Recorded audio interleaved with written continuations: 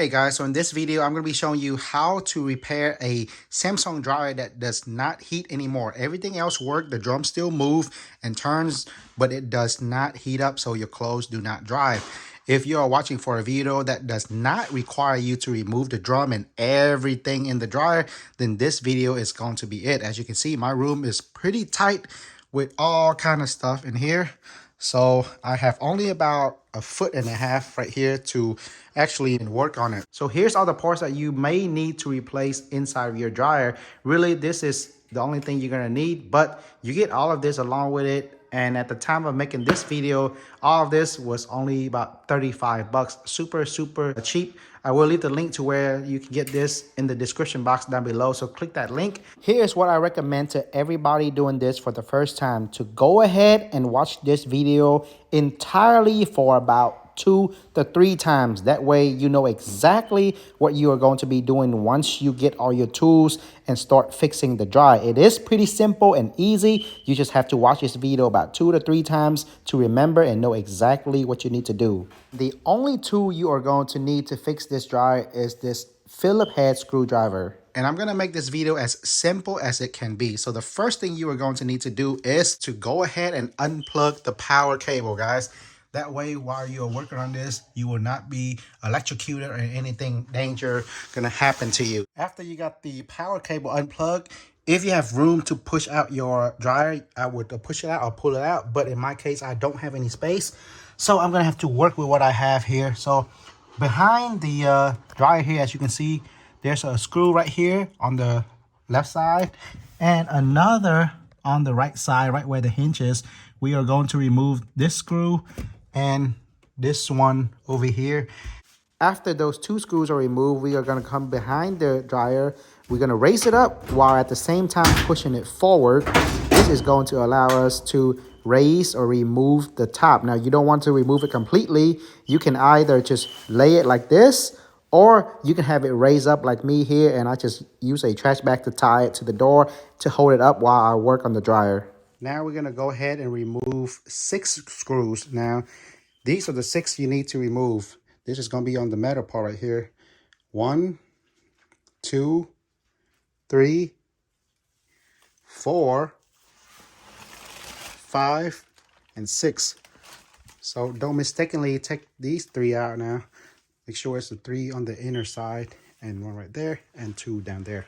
Once those 6 screws are removed, we are going to come right here on top. As you can see, this clip right here and over here. So we're going to kind of push it down and lift this piece up at the same time to remove the front cover. What you want to be careful right here is once you lift it up and move it out only a little bit. That way you have room to release this wire right here. You don't want to pull it out too far, or you might injure or cut this wire right here. So pull it out, up and out just a little bit, and then unplug this wire. So this is the wire I'm talking about. You want to go ahead and remove this connector right here. Make sure you remove this first. Then you can actually pick this front cover up and take it out.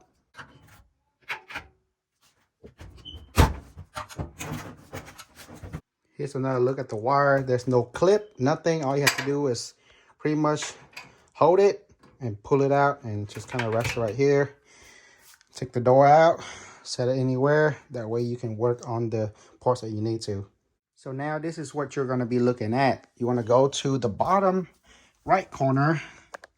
First thing you want to go ahead and do is disconnect this cable right here. Now for this clip right here, in order to disconnect it, what you have to do is press on this side right here, press down on this top part, and then use your other hand and pull out this bottom part. Once you got it unplugged, just kind of tuck this somewhere safe. That way you can get access into this part right here. And as you can see, my dryer is very dirty. So what you're going to want to do right here, since you have it open up, use a vacuum, clean up everything that's in here, guys. So make sure everything is clean. That way your dryer will heat better and dry your clothes faster. Now that we got all the mess cleaned up, we are going to be removing 5 more screws. 1, 2, 3, and 2 additional one in the back part of the frame, which should be in the same position as this. So if you kind of feel this screw right here, there should be another part that looks exactly like this in the back. You should be able to feel the screw head. So we are going to use the little screwdriver to remove these 2 and 3 and 2 in the back. So here's the 5 screws removed, and this is probably one of the hardest part of this entire process, is to remove the 2 screws in the back. What you're gonna need is, again, this screwdriver that is short right here. That way you can actually reach in the back with one hand on this side and your other hand over on this side. And if you're not strong enough in one hand, you can use both hands to hold the screwdriver slightly and then just untwist it. The first twist is all that's important, and after that you can just untwist it easily. And this is the part where most people is going to get like a scratch on their hand and a little blood, like I have right here, which is okay, doesn't hurt at all.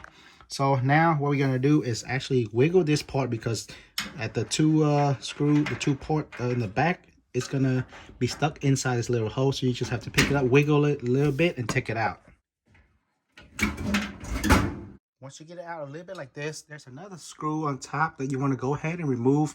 That way you can take this bottom part out first, then take the top part out.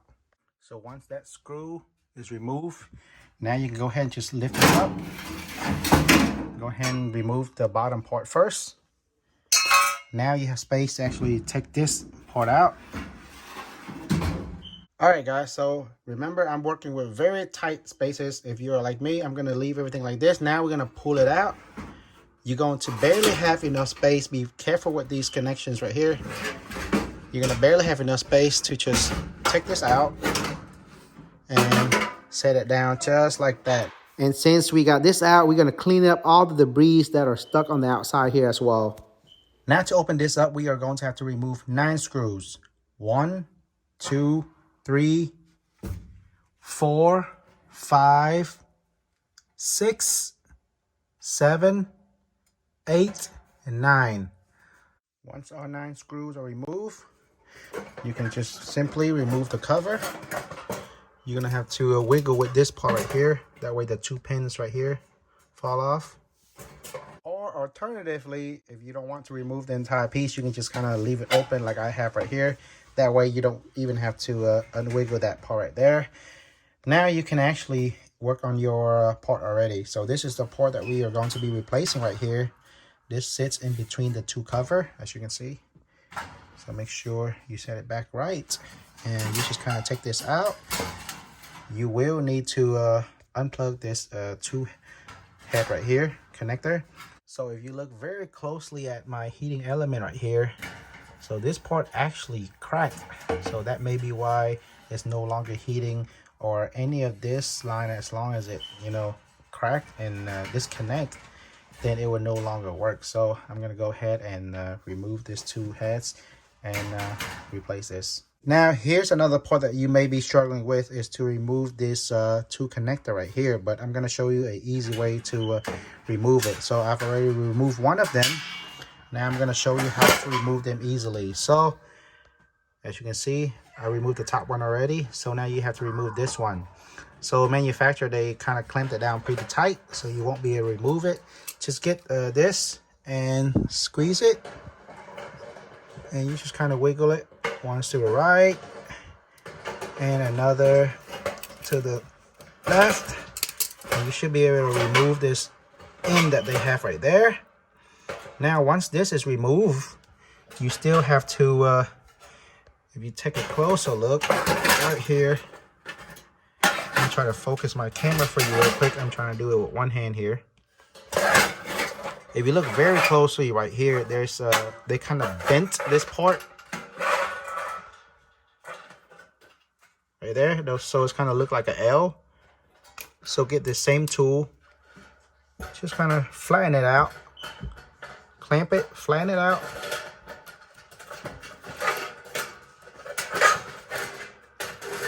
So once it's flat out, you can then just go back in here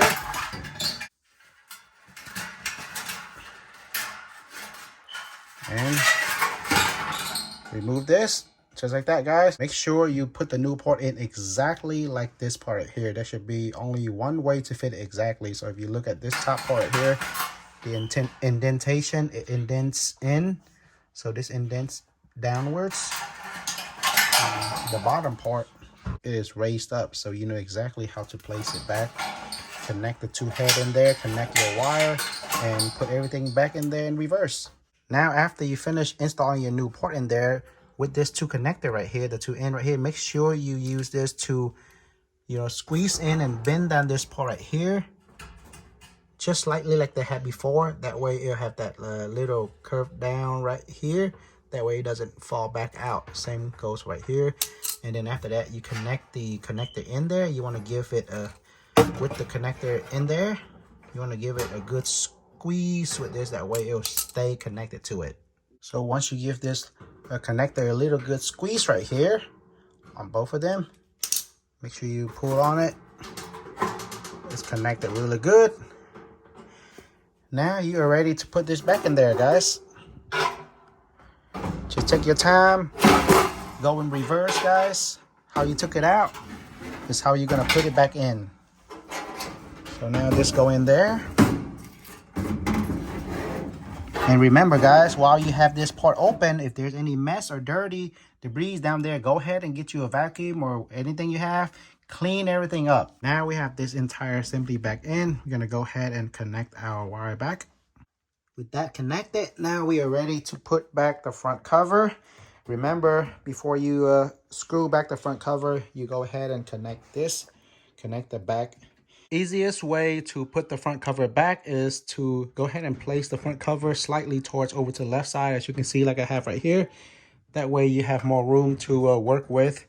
And just hold the front cover with your body and use your hand to go ahead and plug this back into the connector where you took it out of, right down here.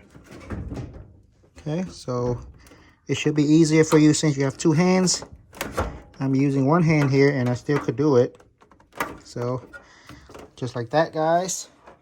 Now we're gonna just pick it up and put it back to where it belongs, guys. And make sure the easiest way here is to just place on top of these two hinges right there, and it should fall right down into it. Just like that, guys. Now we are ready to put back the screws we took out. 1, 2, 3, 4, 5, 6.